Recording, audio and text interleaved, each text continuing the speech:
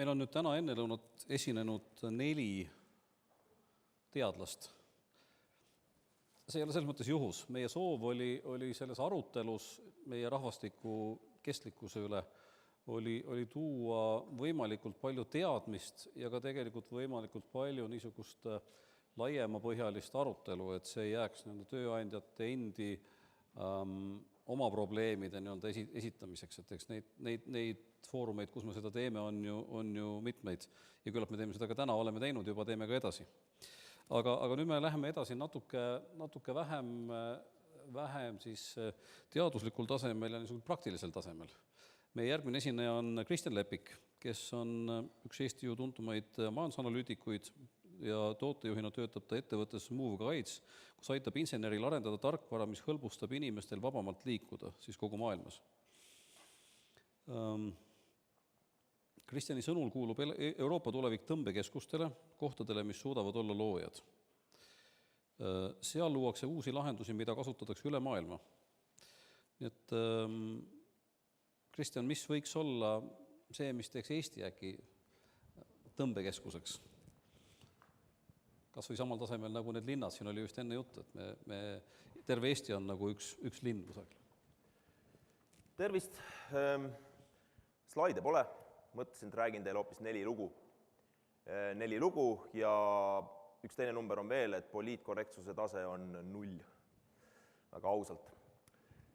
Esimene lugu, et mida me siis ehitame täna, mis see ettevõte on. Me hakkasime ehitama idufirmat nimega Teleport nüüd tänaseks umbes 4 aastat tagasi, peaaegu täpselt. Ehk et tõstsime $2,5 miljonit Ameerikast raha, millest enamus tegelikult läks Eestis maksudeks ja palkadeks. Ehk et see ühe idufirma puhul see tööjõukulu on üks peamine kuluallikas alguses. Ehitasime siis tarkvara, mis aitas inimestel leida endal parima linna maailmas elamiseks ja töötamiseks. Ja see läks päris hästi käima, kuid me nägime ka seda, et tegelikult sageli see driver või vedur liikumiseks, et miks inimene läheb ühest kohast teise, on ikkagi ettevõte. Ettevõte tahab kedagi, maksab selle kulud, see liikumine on kallis, ebamugav ja siis see on see nagu vedur seal. Nägime, et raha on tegelikult mitte siis võib-olla ka nii palju linnade või ka üksikisimeste juures, mida meie saaks teenida, vaid siis tegelikult ettevõtete käes, kes liigutavad inimesi.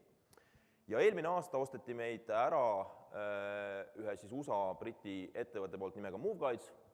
Me oleme selle ettevõtte osa jätkuvalt, teeme asju täna koos, siis tõstsime juba eelmisel suvel $48 miljonit ettevõtte arendamiseks. Ja täna kasvame kiiresti, teenindame ettevõtteid üle maailma, enamus müüki on meil Ameerikas, suuremad kliendid on seal, paljud maailma top 50 suuruselt ettevõtted, käive on suurem meil endal kui mõnel Eesti börsiettevõttel, nii et justkui ühest väiksest mõttest on arenenud midagi juba, mis on päris huvitav. Ma ei räägi seda sellepärast, et tunduksin endale fantastiline inimene ja teeme midagi põnevat. Okei, meil tundub, et me teeme midagi põnevat, aga siiski see mõte on selleks, et see on üks nendest 4 loost, mis näitab tegelikult, kuidas maailm muutub. Sest ma arvan, et 15 aastat tagasi sellist ülemaailmset projekti oleks võimalik teha. Täna meil tegelikult Eestis ühtegi klienti ei ole, aga kontor on. Ja kui meid üle võeti, siis küsimus oligi, et meil olid kontorid siis sellel ettevõttel Move Guides San Francisco, London ja Hong Kong. Et nüüd kas see 4. maailma suurriik Tallinn ka seal juures peaks olema, siis esimene mõte oli kindlasti ei, ettevõte kasvab kiiresti, ei ole aega tegeleda sellise asjaga. Siis me veensime ikkagi, et siin on täna hea teha, Londonisse liikuda saab kiiresti ja veensime ära, kontor jäi ja siis nagu tõdeti sealt ka ettevõtte üldtasemelt, et juhttasemelt, et iseenesest siin tundub väga hea hinna-kvaliteedi suhe ja täna Tallinn on kõige kiiremini kasvav kontor meil ettevõttes, 2-kordistunud inimeste arvu aastaga. Nii et ühtegi klienti Eestis ei ole ja justkui ettevõtte, kuna me teenindame ärikliente peamiselt, siis see ei ole ka väga nähtav, kuid tegelikult vaikselt Tallinnas aetakse mingit asja, mis Eestile toob ka päris kenasti maksutulu. Ja see on võib-olla näide sellest muutuvast maailmast. Poleks me suutnud ära veenda, siis see maksutulu oleks läinud kuskile mujale. Ja nüüd jõuan teise looni, siis kui me ehitasime Teleporti, siis me testisime seda ärimudelit ka mitmel pool, kust raha teenida. Üks osa sellest oli see, et nõustasime Euroopa linnu, kuna me ehitasime Telepordiga sellise unikaalse andmemaatriksi, et meil on andmed 260 linna kohta maailmas ja neid andmeid on 300 kihti, alates elukallidusest, tolerantsist, kõigest. Et siis me müüsime neid andmeid näiteks ka linnadele ja koos sellega oli väga huvitav sisevaade sellesse, kuidas tegelikult Euroopa suuremad linnad ennast nii turundavad, kuna see raha sageli läks nagu turunduse suunas, kuid tegelikult turundus iseenesest on ainult loo rääkimine. Eks ju, et mis see lugu siis on, see tuleb enne välja mõelda, et kui sul ei ole plaani või lugu, siis sa ei turunda midagi. Hästi.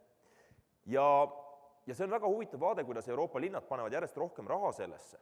Ja tegelikult just linnad, mitte riigid, sest selline tarkade inimeste otsimine, kapitali otsimine, ettevõtete otsimine, näha on, et järjest see liigub rohkem linnadesse, mitte riikidesse. Et kui sa Saksamaal kolid näiteks Berliini või Münchenisse, need on nagu sama erinevad kui, ma ei tea, Tallinn ja Oslo, et need on kaks eraldi riiki sisuliselt, väga suur elukvaliteedi vahe on, kummas sa elad. Oleneb, mis sulle meeldib. Ja linnad tegelevad sellega järjest paremini rahastatumalt, järjest targemalt ja eelpool mainitud Ave poolt Singapur, et tegelikult ta on ju ka linn iseenesest põhimõtteliselt, linnriik, et kes on suutnud endale väga hea süsteemi tekitada selleks, kuidas leida see lugu ja kuidas seda müüa.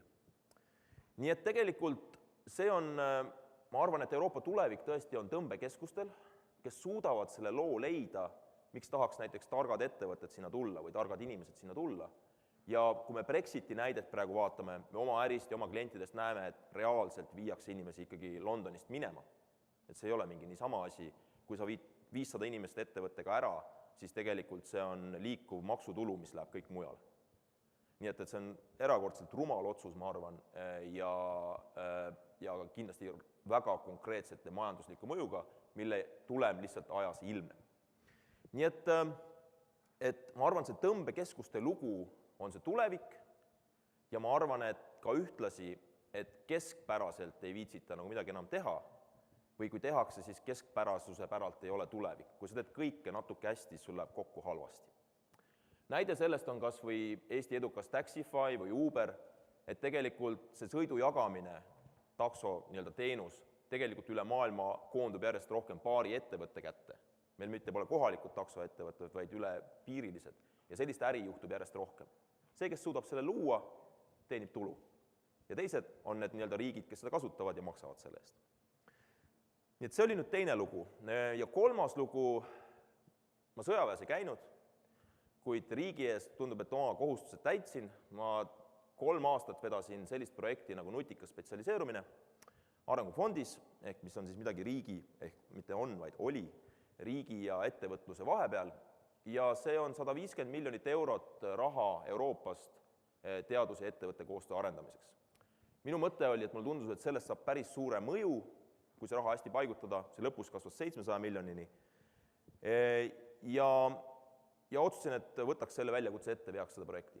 Arvasin, et teen seda aasta, lõpuks läks 3. Kordi, kui ma jõudsin seda kahetseda, seda otsust, oli rohkem kui 10, aga sellise talupoja kannatusega võtsin hangu ikka uuesti vihku ja läksin põllule ja vedasin selle lõpuni. Ja täna mulle tundub, et me saavutasime muutuse, et me tahtsime, et sealt tuleks reaalne mõju selle rahastusega, mitte ei tuleks kuskil jälle riigiköis, mis lohiseb. Ja mulle tundub, et me saavutasime selle, et mitmetes kohas juba lahendused toimivad, rahastus toimub, kus teadlased ja ettevõtjad teevad koostööd. Aga see oli üks väga suur õppetund. Erasektorist tulnuna ma kujutasin umbes, kuidas riik toimib, aga mitte täpselt.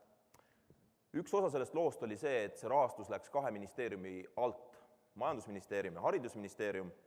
Räägitakse silotornidest, iga ministeerium toimub oma ette, kuid ma ütleks, et need silotornid on ikkagi veel hullemad reaalsuses, kui me arvame. Ja üks muutus, võib-olla ma ei ole kõige targem inimene, mul läks 1 aasta aega, enne kui ma päriselt sellest aru sain, et erasektoris sa töötad kogu aeg muutuse nimel. Sa tahad midagi keskkonnas muuta, sa tahad midagi teha paremini kui teised ja selle pealt siis tõenäoliselt olla majanduslikult edukas. Sain aru mõne aja pärast, et riigisektoris, ma nüüd natuke üldistan, võib-olla ma arvan 90% juhtudest, on kõige parem asi, kui kõik jääb samamoodi. Sest siis mina ei ole süüdi. Ükskõik, mis muutuse sa teed, tegelikult see võib tuua mingi riski, ettevõtjana sa riski ei võta, siis sa kiratsed kuskile ära. Riigisektoris saad siis edukas, sest tegelikult muutus iseenesest on alati risk, et sa tegid midagi valesti. Ja seetõttu selle uue protsessi ja kõige läbisurumine, mis me tahtsime teha, see oli tohutult vaevarikas. Lisaks see silotornide teema, et majandusministeerium ja haridusministeerium siiski ühed on justkui teaduse poolel, teised ettevõtjate poolel, et panna nad sama asja tegema, et leida see nutikas spetsialiseerumine sisuliselt tähendab, et leiame mõned eelisarendatud valdkonnad, mõned lood Eesti majanduses, mida me nagu lükkame veidi rohkem kui teisi. Mitte me jätta kõiki teisi ära, vaid lükkame, eelisarendame neid valdkondi. Ja loomulikult nendel ministeeriumitel on erinev vaade, nüüd jällegi see, lubades ausalt rääkida, siis oli ka selline situatsioon, et tuli uus minister, kes ütles, et see töö, mis te teinud olete, ei meeldi mulle, minust olete valed alad valinud, et mulle meeldivad hoopis teised. Pani ühe ametniku tööle sellele, et näidata, miks kõik valesti on ja siis me olime üsna lähedal sellele, et meil oleks tulnud 2 strateegiat, et siis ettevõtluse ja teaduse koostöö arendamiseks haridusministeerium teeb ühtemoodi, majandusministeerium teeb teistmoodi. Läks päris napilt, õnneks tulid valimised, inimesed vahetusid ja lõpuks läks kõik nii, nagu pidi. Aga nagu päris kohutav tegelikult, kui päris aus olla seal sees ja näha, kuidas mulle tundub, et niisugune pikem riigi pilt nagu mõneti lihtsalt ei huvita. Ja tehakse mingeid asju, mis on, ma ei oskagi öelda, mis asi. Nii et kui ma jõuan selleni, see on palju arutelusid olnud, kas Eesti peaks midagi eelisarendama või mitte. Ja vaadates seda, võib-olla seda teist lugu, näha, kuidas Euroopa linnad järjest targemalt otsivad oma lugu, proovivad milleski olla erilised ja seda siis müüa, siis mulle tundub, et kui sa mitte midagi ei eelisarenda, ei tee mingeid valikuid, jällegi see valik on risk, sa võid eksida ja minu arust me peame ka ütlema, et kui me valime neid alasid, me võime mõnes kohas eksida ja see on okei, sest ettevõtjad me eksime kogu aeg, aga lihtsalt loodetavasti rohkem teeme õigeid otsuseid. Et siis tegelikult see on julge otsus midagi eelisarendada, aga mulle tundub, et see on ainus viis, sest muidu me teeme kõike natuke ja need ägedad projektid arendatakse kuskil mujal. Näiteks üks linn, keda me nõustasime, Eindhoven, ütles, et Amsterdam, siis Hollandi pealinn, on selline tarkvarakeskus, et me ei suuda nendega tarkvaras konkureerida. Ja meie eelis on siis see, et me ütleme, et Eindhoveni lugu on selline Tartust 2 korda suurem linn, ütleme, et meie lugu on disain ja riistvara. Las tehakse seda tarkvaralisi asju seal Amsterdamis. Julge valik, aga täna neil kõik see nagu toimib ja seal tehakse väga ägedaid lahendusi ja see linn on oluliselt palju nähtavam võib-olla kui Tallinn. Nii et tegelikult see on see muutuv maailm, et kui me ei vali oma lugu ja ei otsusta, mis meie lugu on, siis me ei olegi seal lugu. Nüüd, kes peaks Eestis loo välja mõtlema? Mis on Eesti majanduse lugu 10 aasta pärast? Või et kuhu me läheme? Minust meil on täna riigi poolt palju häid otsuseid, palju kaheldavaid otsuseid, aga nagu kui sa ettevõttena ei oma seda pikka eesmärki, mis sa tahad teha, siis iga otsus on justkui nagu, kuhu sa siis lähed. Näiteks mul Skype'i tuttavad rääkisid, et neile käis rääkimas kunagi üks olümpiavõitja sõudmises 4 paat ja nad ütlesid, et 4 aastat enne olümpiat nad otsustasid küsida kogu aeg endalt küsimust, kui me midagi otsustame, kas me midagi teeme või ei tee, kas see paneb paadi kiiremini sõitma. Eks ju, et kas ma lähen perega reisile 2 nädalaks, okei, aga kas see meie 4. paadi paneb kiiremini sõitma? Ja kõik oli selle ühe eesmärgi nimel. Ja nad võitsid. Nüüd, mis on see Eesti suund, kuhu me lähme, et kus me saame küsida, et okei, kas me teeme selle tehase või kas me lubame seda, et meil puudub nagu see lai story ja tegelikult Eestis puudub ka agentuur või koht, kus seda välja võiks mõelda.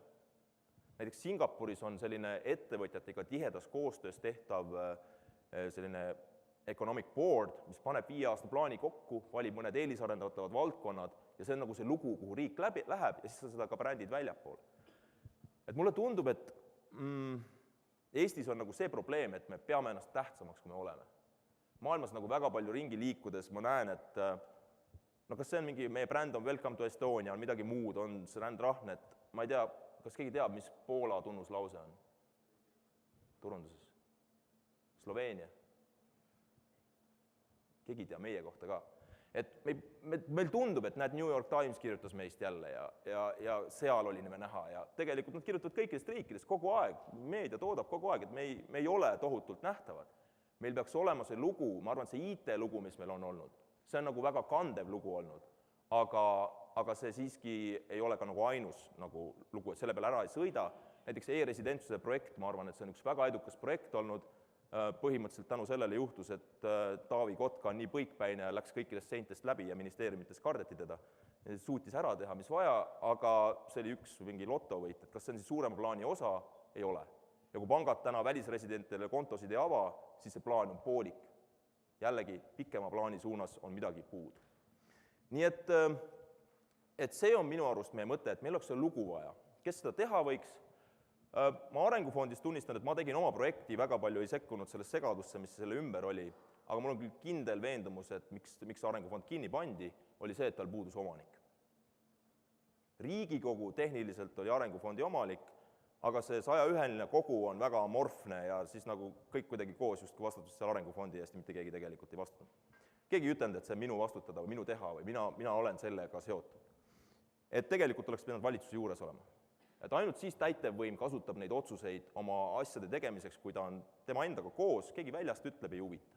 Nii et tegelikult tuleks teha Arengufond 2, rahastada see korralikult, panna valitsuse juurde, ettevõtjate ja teaduste akadeemiaga koos see kokku panna ja vedada see nagu tõsiselt käima, et mis meie pikem plaan on. Kas või needsamad Rauli räägitud tehnoloogiad, et okei, kuhu me siis nagu fokusseerime, mida me teeme, sest kui me kõike teeme, siis me ei tee midagi korralikult. Ja näiteks nüüd 4. lugu ongi see, et ma arvan, et Euroopa riigid ja linnad on üsna erineva majandusliku tervisega. Ja ma arvan näiteks, et omades ka tausta sellises makroanalüüsis, et Prantsusmaa seis on päris kohutav. Esiteks riigi kulud on liiga kõrged, riik on liiga paks ja teisest küljest ettevõtluskeskkond ei ole hea. Mitmed tuttavad ettevõtjad tegelikult kolivad sealt ettevõtlust nagu ära pigem, sest lihtsalt mujal on parem. Kuid neil on lotovõit juhtunud Emmanuel Macroni näol, kes tegelikult omab just seda vaadet, et ta suudab nagu rääkida seda lugu, kuidas Prantsusmaa võiks olla ja mida ta võiks teha. Ja eelmisel nädalal tuli tema vedamisel uudis, et Prantsusmaa paneb 1,5 miljardit eurot tehisintellekti keskuse arendamiseks.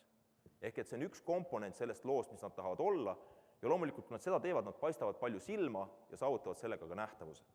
Nii et see on tegelikult minu arust üks väga oluline nagu märk, kuidas tuleks käituda, ja tegelikult tuleb ka tunnistada, et Eesti otsus geeniandmete, 100 000 inimese geeniandmed koguda ja selle pealt edasi liikuda tehnoloogiliselt, ma arvan, et see on üks väga õige suund, et tegelikult just selliselt, ma arvan, et selliseid lugusid olekski vaja.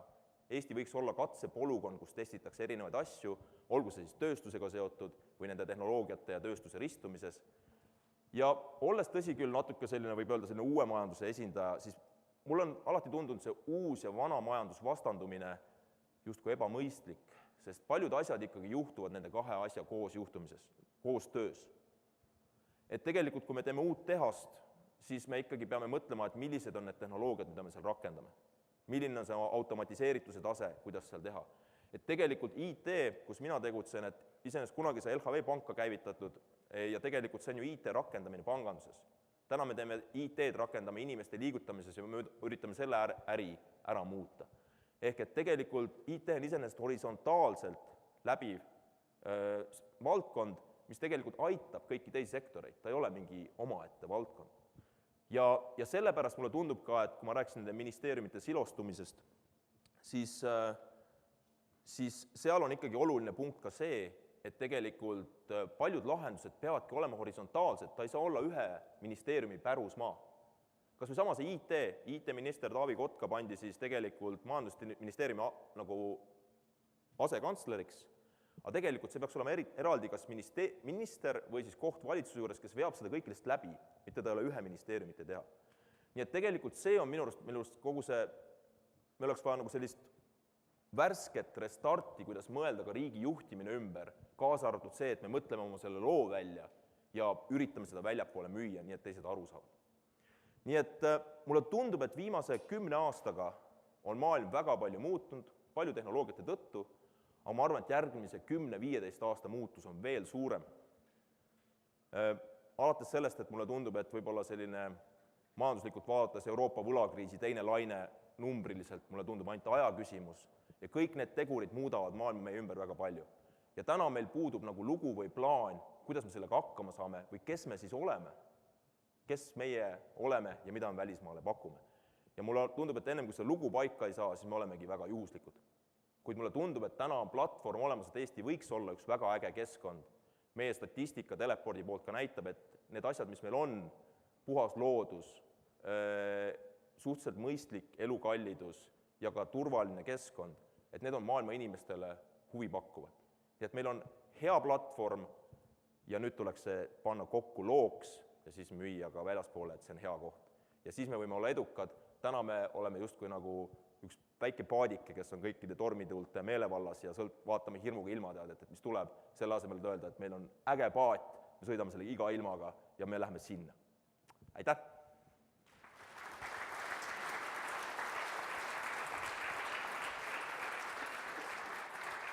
Suur tänu! Tõepoolest, see oli vist Alice Imedemaalt see tsitaat pärit, et kui sa ei tea, kuhu sa minna tahad, siis pole ju mingit vahet, mis tee sa valid. Ma siiski korra tuleks tagasi sinu ettekande selle lõpu juurde nüüd, kus sa ütlesid, et me vajaksime justkui niisugust valitsuses riigi juhtimise mingit restarti, eks ole, et hakata mõistlikumalt siis oma selle loo väljamõtlemise ja nende prioriteetide seadmisega edasi minema. Kui seda ütlesid, no sa ütlesid, et mitte mingit poliitkorrektsust, siis ma ütlen sulle ka, et siis sa ei õppinud seal arengufondis mitte midagi sellest, kuidas riik toimib. Seda, et meil tuleb nüüd restart riigi juhtimises, no sellist asja ei tule. Mitte kuskilt ei tule seda. Teinekord on ka niimoodi, et juhtub midagi, mis käivitab protsessid, mis nagu sunnib seda tegema.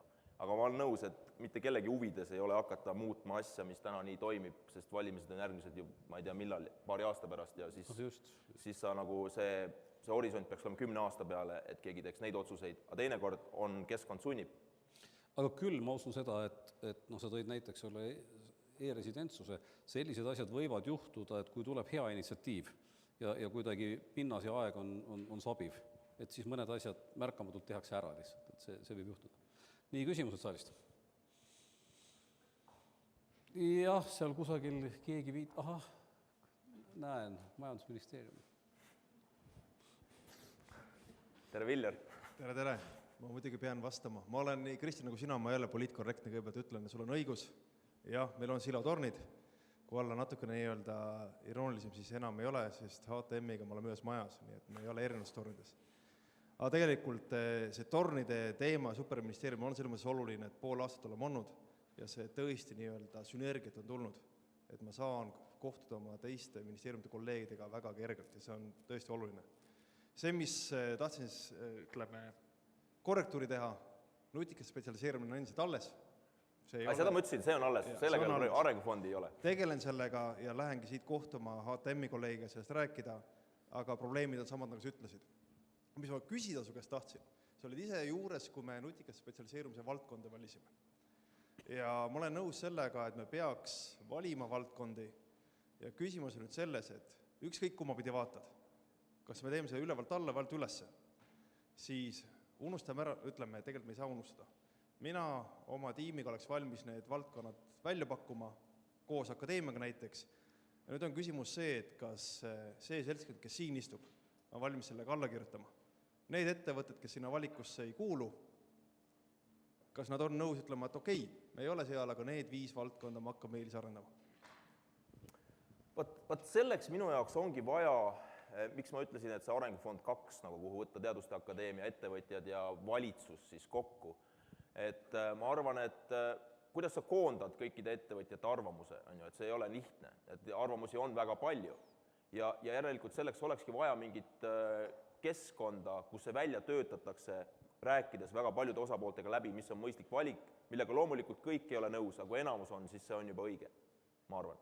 Nii et see on minu arust viis, et täna loomulikult kaasatakse ju kogu aeg, aga see on kaootiline, et seal peaks olema selline pika plaani, suure loo osa, miks me seda teeme, miks me seda arendame ja miks seda vähem. Nii et see on minu arvamus, et meil täna puudub struktuur selleks, kus see konsensus kokku võtta.